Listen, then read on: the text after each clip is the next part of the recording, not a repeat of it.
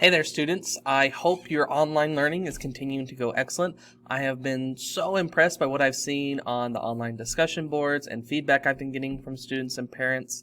Thank you so much for the hard work that you've been doing and that are continuing to do. I just am very proud of you all, so let's keep it up. So in this video, I want to talk to you about the summary paragraph that I'm having you write. And somebody might be asking, Mr. Downs, why would you be having us write a summary? We've done tons of summaries this year. Why is writing summaries important? And I want to tell you why writing a summary on pages 1 through 25 of the Hope Chest matters. It matters because when we're writing a summary, what we're trying to do is construct a text base. So you can think of that, within the book, there's the text that's there, and that text contains ideas, and it contains characters, and it contains the plot, and it has everything that the author is trying to convey is contained within that text. In order for us to take that text and make it ours, or for us to understand what's in that text, we have to make what's called a text base, which is kind of our brain's working model of what the text actually means. And so, like for example, most books, I would say probably all the books that you've ever read, you don't remember the book word for word. Unless you memorized it on purpose, you're not remembering that book word for word. What you're doing is you have a text base in your head that's just kind of a box that says, this is what that book was about, like The City of Ember. Like you have a box in your head, you won't be able to recall word for word, but you have a box in your head that says, this is what The City of Ember is about, and this is what's going on. That's called your text base. So when you're writing a summary, it really forces that text base to become much more accurate, because two things happen.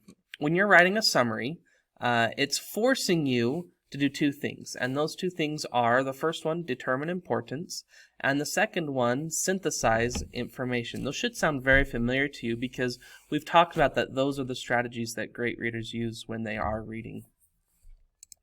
So these are the two posters that we have in our classroom for determine importance and synthesize information.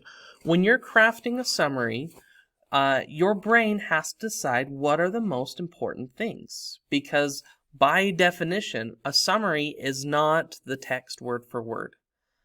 A summary is the most important parts that are sort of conveyed or discussed in order.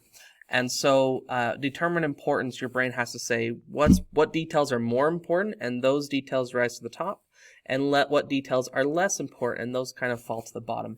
And the less important details don't get discarded because they're still details, but a great reader is able to construct an accurate text base because they can figure out which things are most important in the text and most important in making the story, kind of pushing the story along. The second thing that making a summary really forces you to do is it forces you to synthesize information, and we've talked about that in class before. Remember, synthesize information is when you're adding information to your knowledge or information to that text base. And so good readers are able to put the pieces of their reading together, so that either happens when we're learning something new and interesting, or when something that we previously thought, gets shifted. So, for example, when I first read The Hope Chest, I had to synthesize some information when I realized, wow, Violet's parents are really not like my parents at all. My parents, I don't think, would hold letters from me that were from a sibling. I don't think my parents would not allow one of my siblings to come home. That's something new and interesting that changes what I kind of conceived about what I thought about what parents were. So, when you write a quality summary, it's forcing your brain to do those two things, which really ups the quality of that text base in your head. So that's why I'm having you write a summary today. I've got some tips for writing a great summary.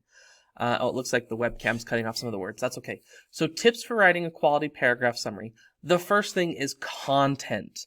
Content is just what you're writing about. It's the ideas behind your writing.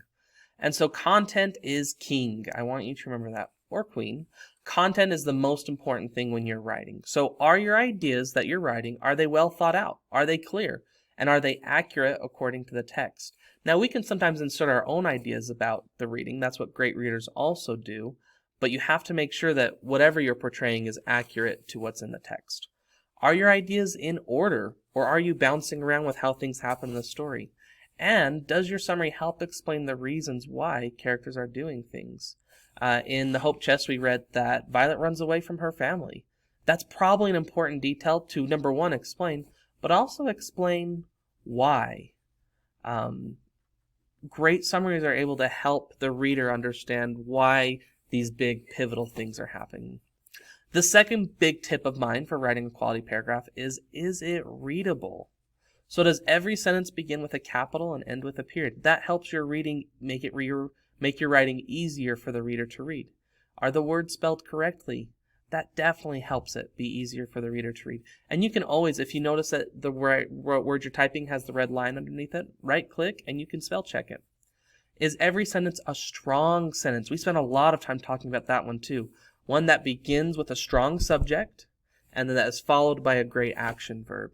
Remember that we kind of have those beginners where we talked about, in this book it talked about, or just start. Just say what you're going to say. So, Violet, there's my line.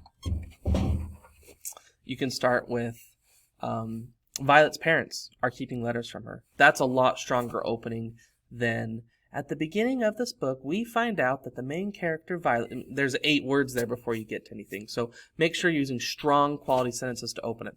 And the next one is the Goldilocks length. If your summary is too short, it's going to be really hard for your reader to get the gist of what's going on in the story. But if your summary is too long, it's also going to be super hard for your reader to know what's going on in the story as well, because then it all seems important because you've talked about so much. So the Goldilocks length. So like for this summary, I think you're going to have a hard time doing it in less than 5 sentences, probably like 6 to 8 sentences. And I don't like putting exact like word counts and sentence counts on there. I just want you to work hard on, can you help your reader, which is me, understand what's going on in the first 25 pages of the Hope Chest. So thank you so much for watching this video. I look forward to reading and responding to your summaries, and keep up the great work.